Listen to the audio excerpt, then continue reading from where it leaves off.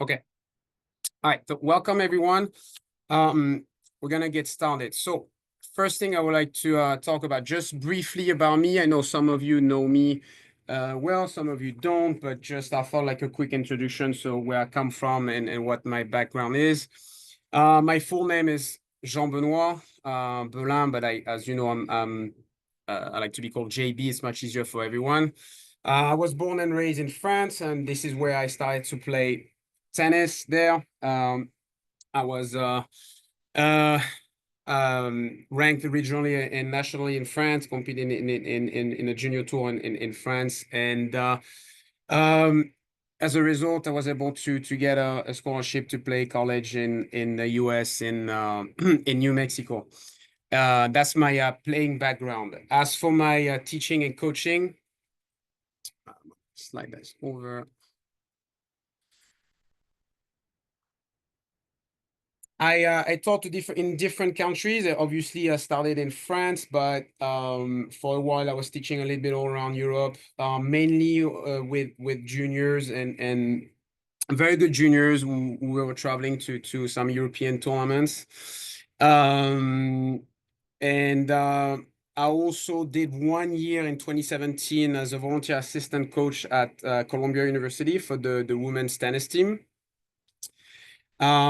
For the past, I will say like 8, 9 years, I specialize in player development. So what it means is I like to start teaching children at a young age and then build them up until like some of them ended up playing high school, some got a scholarship in college, and a few of them went a little bit beyond that. And this is what I specialized in since I've been in the US. In terms of certification, I'm certified for USPTA, which is like the I will say the tennis federation for certification for teachers, as well as the USTA high performance certified through the USTA if you're familiar with it. So our teaching philosophy and our objective. So I'll go on, I'll explain over the slide. And by the way, I don't know if you noticed, some of you might recognize some of your children in the back. That was one of our junior tournaments we had and we still have in our program. And that's one of the team picture we had. So love of the game. And obviously there's a word that always comes back from obviously the children, the players, you parents, and us as a staff and as teachers. Make it fun. And what I wrote also on the bottom left, all drills and games are based on the game of tennis. Is most of your children right now are either, I would say, like 10 and under, because it's for like orange and green. We try to recreate the real game of tennis, the way it's played at the professional level, and make it fall in love with it. So I give you an example. Sometimes it's not rare that you see your children playing with we call that like the foam squishy ball. You might say like it's for like baby balls, but it's not. Or even just rallying with their hands for some players who are maybe less advanced, but the rally principle remain the same, and try to have fun in those situations, as opposed to sometimes make them play like a game that is not really tennis, but it might look silly and fun, but then the problem is the children will associate that game with fun, and then after to teach them properly and then make them love rallying, serving, hitting a forehand topspin, and so on, it's much harder. And it is what I mean by fun. And obviously when we do that, we try to have a long-term plan where the ultimate goal is for them to keep loving this game and play this sport for the rest of their life. In terms of objective, for you, hopefully as parents, is also for us, obviously as teachers, the development of the children and what you can get from us in terms of lessons, if it's private, if it's clinic groups, the physical, obviously, development. It's obviously a physical activity and make them active. The social aspect, where they get to meet friends, they get to play with different players, and this is why we try to also organize special events on the side, such as like junior tournaments, just to meet new players and develop their social skills.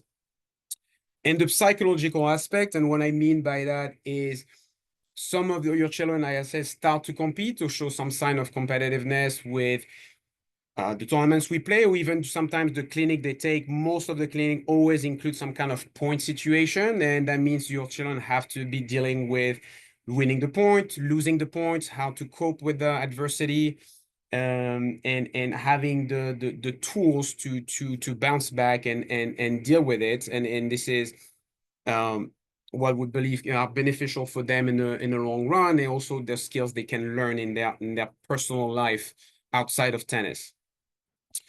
And also community based. And what I mean by that, we are a small club. Um, However, I like to create some kind of like an intimate family feel where it's the players feel good, the juniors like I feel like welcome and know the teachers. And unfortunately, I was not able to find the study. I went to a conference like a year ago, and they had this study in the US among tennis players, among juniors, where they asked the juniors, what is the number one reason for you to have fun in tennis? And the answer was, among many other answers, was their coach, their relationship with the coach. And the coach was making it fun for them and therefore making want to come back and then play more and so on. So we try as much as possible when the schedule allow it to keep the children with the same coach. Obviously, if it works and then there's a good chemistry on both sides, just to develop that relationship, that relationship and that connection that goes a long way in their play development. Based on my experience, I always found players with success when they stick with their coach for a while. Again, like I said, as long as it was working on both sides. Also, the large group, which is also goes back to the social skills and the community. You have some of your children involved with maybe two course combined or three course combines, and we started that a year ago. Why? Because again, it makes them be mixed with different kind of players. Some are taller, some are smaller, some are lefties, some are righties. So obviously it's good for their game because it adds versatility to the training. And again, just also get to know each other as opposed to having only on one court, kind of isolated from the rest of the club and not really connected with a more a larger population. And this is what I'm trying to still instill here with our junior program. And we try to do some team games either during practice. Last year, some of you were involved in some capacity with junior team tennis.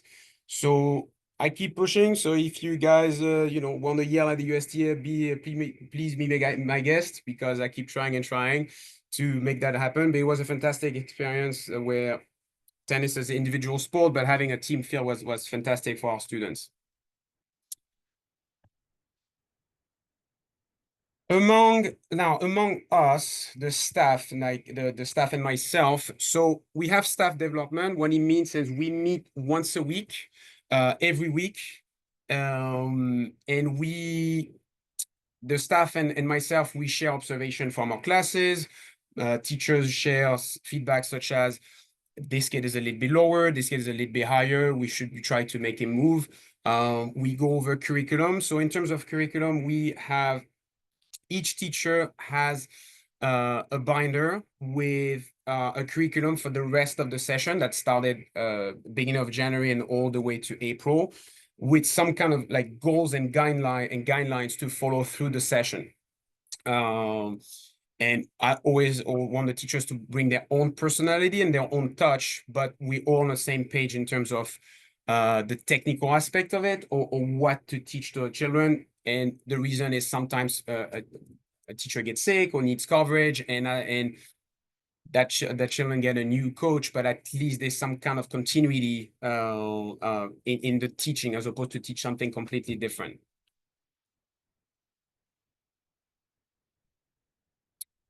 Our junior pathway at the club. This is our junior structure right now. So like I said, for most of you, I know some of you have like older children, but As for today, most of you are involved with either our orange ball or green ball. I'm gonna move this over. So this is the start. Like we have obviously our red ball on the left side, which most of you are not involved, unless you have younger siblings. And then it evolves slowly into different kind of like level. The bottom of the screen will be more for the advanced children. The reason I'm showing you this is I want our junior program to have space for each children, and because each one have different needs, different goals, and some might lean more toward the social, the fun aspects. Some might lean more toward the more competitive and playing more tournaments and so on. And I want to make sure that there's a space for each one of them. Just to give you some kind of a background and idea, when you look at the bottom, the orange ball, green ball tool, most of those children, they play like a lot of them play twice a week. Some play even more than that, and a lot of them started to compete either in our in-house tournaments or in some kind of USTA capacity. That being said, they are technically a little bit more advanced. They obviously can serve and a little bit more independent. And last thing for you as parents, in the case you show interest or your children will show interest, those groups are only by evaluation. So we can obviously talk, and I will need to assess your children just to make sure it's the right fit for him or her, and then the rest of the class. As they progress to older, I know they're not there yet, but it goes fast. I'm a young parent, and I realize that the children they grow pretty fast. Then you have same thing. You have the yellow ball that's more like towards a social, like recreational or a little bit less, I would say, serious players, or some players who pick up tennis at any ages, 11, 12 years old, and they just start to have the racket in their hands, so not really toward beginners. And then as it progressed, we have the TTP, which is like kind of the first level who kids who have some kind of technical foundations can play, but still need to work and not be able to fully compete yet.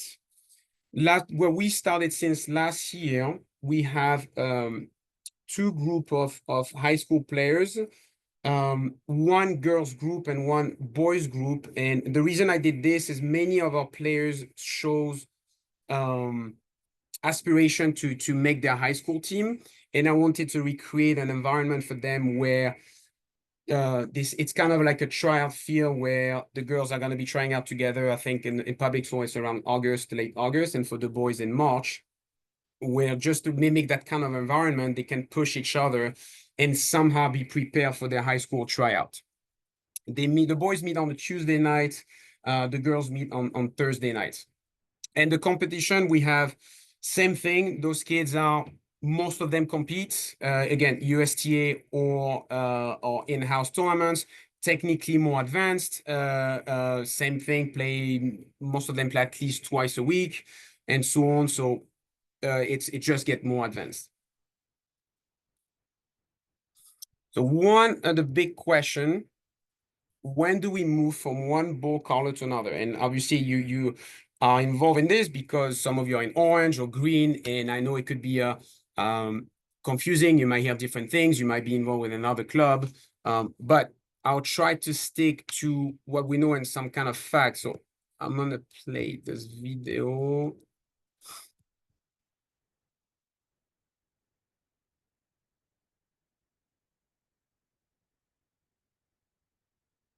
All right.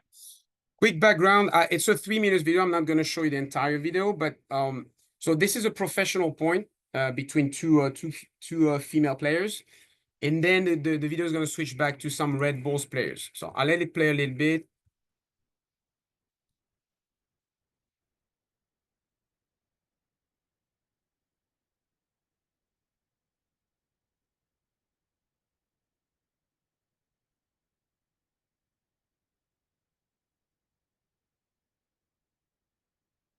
Those are Red Bull girls. They are not from here. This is like just uh, kids from like online. And this is when it's interesting. I'm just going to pause here for a second. On top left, you have the number of shots played every time the players hit the ball. So obviously the red ball is for the children and the yellow is for the professional. And then they kind of split the screen and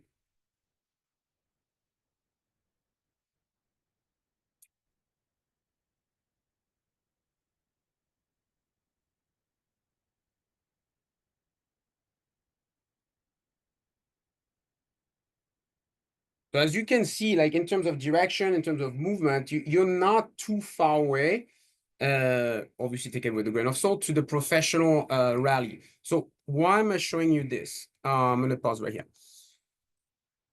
The children, they are like playing right now on the red ball court, which by the way, it's also applicable to the orange ball. And then the green, I'll show you this one. Yeah. Some of you might have heard that name. Top of the screen, her name is Emma Raducanu. She won the US Open a couple of years ago as a teen directly from the qualification without dropping a set. It's like first. So she's from Britain. She's in white up there, and this is an orange ball court, which by the way is a 60 feet court size. And she's 8 years old at that time.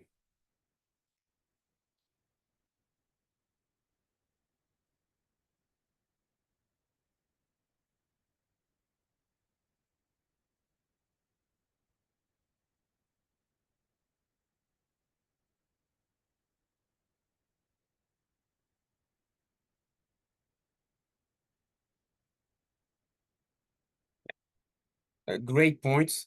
So why am I showing you this? Those girls, like if they were playing with Red Bull or right here, Emma, they can easily play on the bigger court with even probably some yellow ball. But can they hit as well as they did on the smaller court with softer ball? Probably not. And there's another study I can show you later on if you're interested. My point is, when do we change ball color? The more you progress into the ball color, the balls get harder and bounce higher. So therefore, a little bit harder to control and a little bit more taxing on the body. And the ball also bounce higher, which means it affects their contact points. I don't know if you're familiar with tennis, but an ideal striking zone for a player is, I would say, between hips and shoulders. Problem is, if we move the children too early with stronger balls and harder balls, the contact point gets higher, therefore they don't hit as well. Therefore, the technique can be affected, such as the grip, such as the follow through, and so on. And it is better to kind of like not holding them back, but taking our time so they can acquire the solid foundation for long-term development, such as the right grip for any shots, the volley grip, the serve grip. And it's much easier to have the right grip when the balls are a little bit softer and you also have less court coverage. The smaller the court, the easier it is to move for our children. And also be able to change direction with a very, a regular striking zone. We have, back to the curriculum, we have goals for our red ball, orange ball, green balls that we want to achieve with our children by the end of the session. And those goals will kind of determine a little bit between us and also you, the parent, and the children, if they are ready to move on to the next ball color. So again, like the softer it is, the easier it is for them to develop strong technique. And the most important for us and for me as a director is have a long-term development where when they really turn, I don't know, 14, 15, 16 years old and then their body matured, they have the right foundation to play good tennis. Another thing that I hear a couple of times among your parents and obviously us, the teachers, and this is why I'm bringing you together. Sometimes we hear from you that, oh, my child needs to be challenged to get better. This is an article from the ATP website. This is a quote from Patrick Hirsch. He's the coach of Elliot Spitzeri. So Elliot is a local. I think he was from Greenwich. And he just graduated from University of Texas, played #1 singles for them, which is a big deal because it's a powerhouse in tennis, and just went through the qualification of the US Open this year, lost first round in the main draw. I'm just reading the quote very quickly to you. If you want access to the full article, I can send it to you.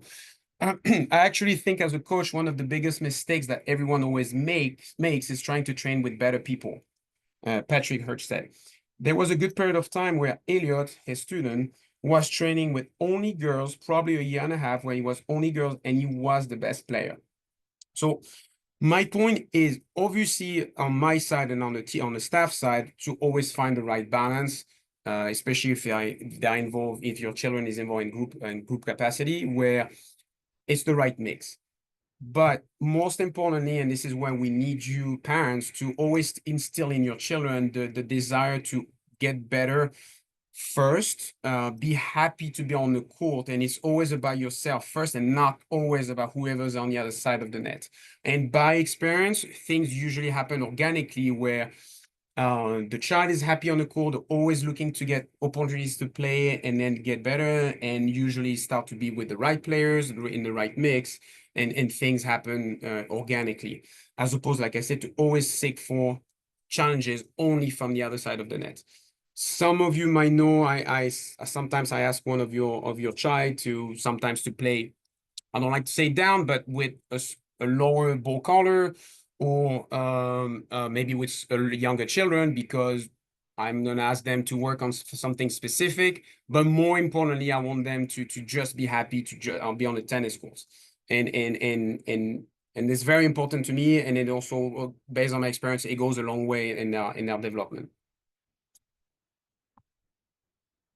That's the rest of the article. And finally, your role as a parent. So there are like two questions that I'm just throwing out there for all together is, what do you want as a parent for your child in our tennis program? And this is why I'll show you the structure. But also more importantly, finding out also what your child wants, does where he is. And I'm well aware that your child, some of you are very young, and I know at this age it's not easy at all to know what they want, and they might go back and forth, but just get an idea where they are right now, and based on the structure I showed you, you can start to have an idea where your child might fall into, or what direction he wants to take. A few things that I took from the USTA, but I like to apply that to my own philosophy. So just a few examples as a parent, what you could do, especially if some of you start to compete a little bit, or even when they play and they come to the club. Some of you might know when I teach your children, and when I talk to you, I like when the students carry their own equipment. I know it's not easy, and we all mean well to take care of them and carry their thing. But tennis is an individual sport. They need to be good problem solver on the court, and therefore start to instill some kind of independence in them, such as letting them carrying their rackets or their water bottle or their tennis bag. Or if they are getting ready before the practice, if they're bag ready and so on. If they start to compete, or even when they, like I said, they're not competing yet, but they play some kind of points or compete during their group lesson, always emphasize the development of your child and not and the fun of it, as opposed to the winning aspect or the ranking aspect. I've seen it again as a coach traveling a little bit around the place, and also with my own parents, and you have a lot of kids who burned out at a young age when it gets too intense at a young age, and they have the wrong goals, which is being number one, always you have to win to be good and so on, and it rarely pays off long run.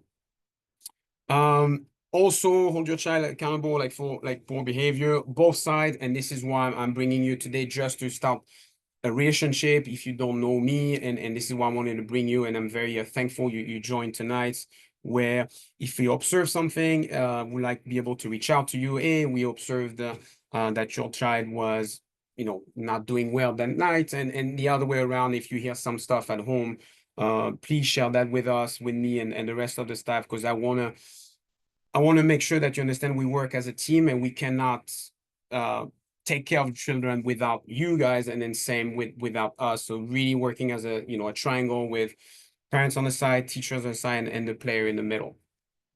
And like I said previously about like my kids need to be challenged, try to encourage your child to always look for opportunities to play and be challenged in different ways. Playing with better players, playing with players maybe with the lower level. But the ultimate goal is to just try to be happy on the tennis court, and things, like I said, happens organically when they just want to spend time on the court. And I think that's it. I wanted to make it, try to make it short as fast as, as much as possible, but I'm obviously now open to any questions that you might have, and hopefully I'll be able to answer them.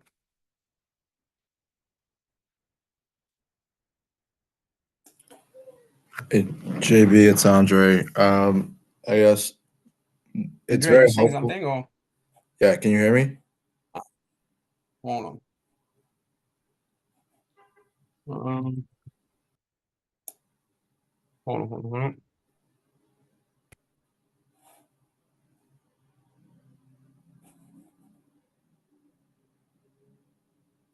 Can you try, Andre? Can you hear me now? Yeah. All right. So first, thanks for that. We talk a fair amount, and I still learned a decent amount about the philosophy. So I appreciate the time you put into that. On top of that, I guess in terms of communicating this stuff to the kids, clearly as their parents, we should be taking the lead on that. But how much of the thought process behind why they're working on stuff and all of that are you sharing with them? I guess if we talk to them about it, will it be the first time, or are we reinforcing so that you're talking to them about some of the same stuff? So if we introduce a drill to the children, we always start with the goal, what the goal is. And I think if I'm not mistaken, I think your child in the past, I think I emailed some of you why we use some squishy ball, or I told you this week we're gonna focus on the serve, which, as you know, the serve is the first shot of tennis, but it's also slowed down drastically the pace of the class. So it comes from comes from us first. So it's your child, and then you can reinforce it on your side as a parent, where and then their child, and I like sometimes when they question, but why are we using those balls, or why are we only serving, or why is it asking us to stop? So we do it first on the call. We tell them why, and we're trying to reinforce it. But if on your side you can reinforce it as a parent, uh, yeah, that will be ideal. But we try to make it clear the how we do things and the why we do things. Thank you. Hey JB, it's Julia. So my son just started, so I don't really know a lot about what's going on. So thank you for. Julia, I'm sorry, I think I lost you. Can you still hear me, the other parents? You can. Oh, I can I'm hear you. back. Yeah, yeah. Okay. So I don't know about how much you heard, but yeah, so I was just saying my son just started. So thank you for doing this. It's really helpful, at least for me. I just wanted to know if and when we get any feedbacks from their coach In terms of in terms progress. of their progress and Yeah, so as I said, so in terms of us teachers, yes, we do have goals, and obviously you don't have them yet. The next thing I'm working on right now is to have some kind of a very simple, how would I call that, a student report, Mm-hmm. where, so right now we just started a session like 3 weeks ago, but periodically, sorry for my pronunciation, we're gonna test the kid, but not like a bit. I don't like that word. Like it's not like that serious. Where they stand in terms of the goals we have for them, Mm-hmm. and then obviously we test them toward the end of the session. So to answer your question, I'm still working on finding a very, I would say, easy and simple way to communicate some kind of student progress toward the end of the session, where they were, where they are right now, and maybe giving you one or two um, things to work on for the next session or over the summer and things like that. Okay, makes sense. Thank you.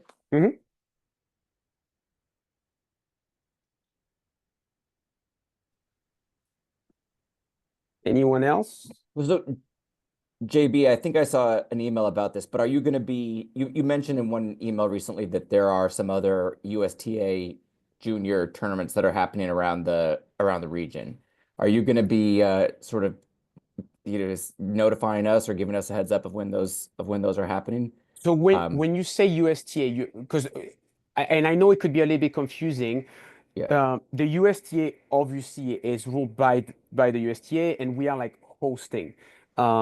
As opposed when you receive an email from in-house tournaments, which is only our students. The Right. USTA is open to everyone. So which one you're referring to? No, I meant to the regional tournaments that are open to, that are open to other clubs. So the and USTA. not, yeah, the USTA are, So because that, it's yeah, the helpful. USTA is Julian is our new tournament director, and we work together to host those tournaments. But we're not fully in control because we have to work with the USTA schedule Yeah. and hosting sites. Right now, in terms of Orange Bowl, because I know your daughter is Orange Bowl, we have a boy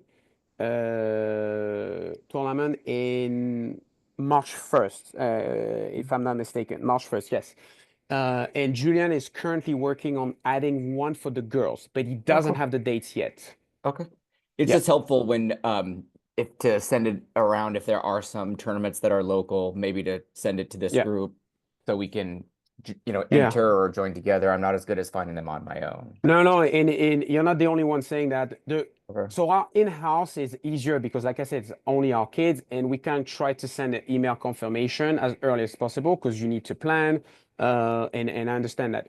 The UST, unfortunately, they have a late deadline, and I know I talk to some of your parents often. Sometimes you might not know until 24 hours before if your child makes it, and that's unfortunately is a little bit out of our control. Okay. But yes, every time I have new dates, I will communicate them to you. Cool.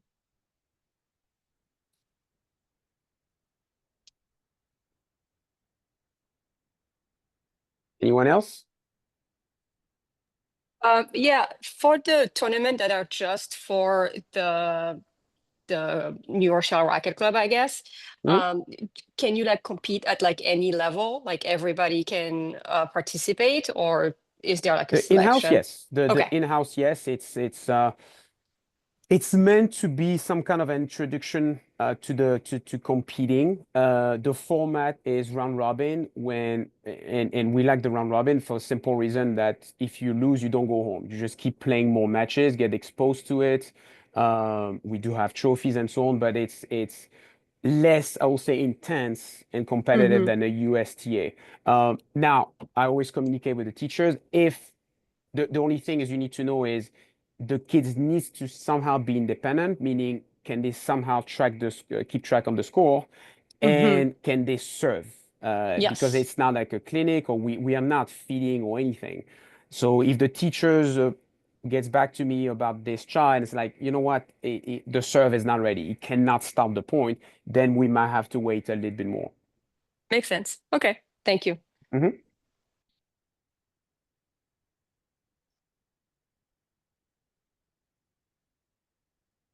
I just had a question about how often do you think kids should play tennis during the week? 8 days out of 7. But no, I mean, you know what? That's a good question. I'm glad you brought it up. Obviously, I know there are many factors involved: the resources, the time, other sports. But two things I can share with you, parents, since your child are on the younger side. And again, a lot of studies back it up. One, very beneficial for long-term development to have multiple activities, not too many, but enough so they can kind of like be exposed to different things.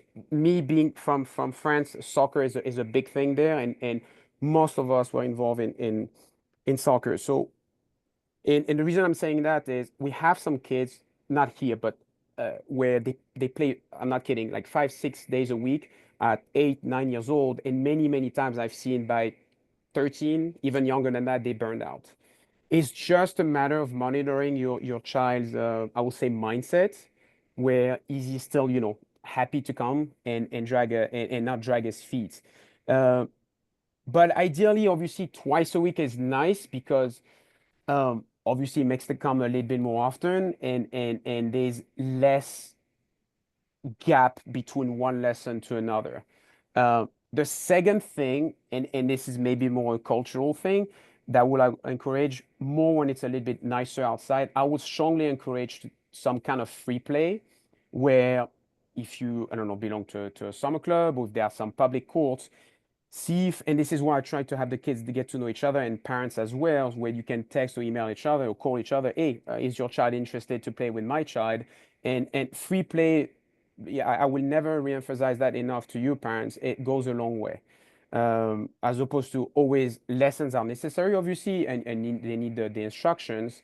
But free play to me, it shows that, oh wow, the kids really want to play on their own. And that, when it's obviously nicer and warmer outside, and if you need help with that, where you need connection with other parents and other children, I can definitely help you with this. Does the NRRC offer any free play time? My kids play hockey, and there's always like some early morning Friday at the rink. Like anyone can show up and people can just play. So sometimes it just happens organically, but fortunately or unfortunately, we have 6 courts, and the courts are in the afternoon. Is next to impossible to find a court. I had some children in the past who came in the morning before school, either for lessons or sometimes they will come. Your best chance right now, if again you have any courts, it will be the weekend, where and I know some of you, I talk to you sometimes, and I know you arrange that among each other, but the weekend is sometimes an option. So if you know someone, like another parent, another child that is interested to play with your child, we can help you and then tell you, okay, this court is open at this time. It happens, but I can't tell you specifically what day or time. It just varies from one week to another.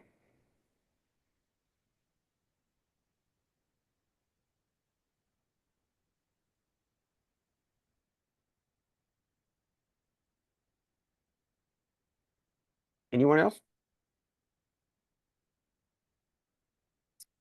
Otherwise, I'm very thankful for your time and coming into this meeting. Hopefully, it was helpful. But one of the most important thing for me was to always establish a relationship with you parents. I do apologize sometimes. I know you try to reach out and to me and bear with me with my responses. I'm on the court also with the children or some adults in the morning. But hopefully it's like a stepping stone for a good relationship, and always feel free to reach out if you have any questions. I'll try to do more of those things in the future, more about maybe different things and different topic. But otherwise, I'm very thankful and for you to join tonight. If you have any question, let me know. Otherwise, I'll wish you a good night, everyone. Thank you.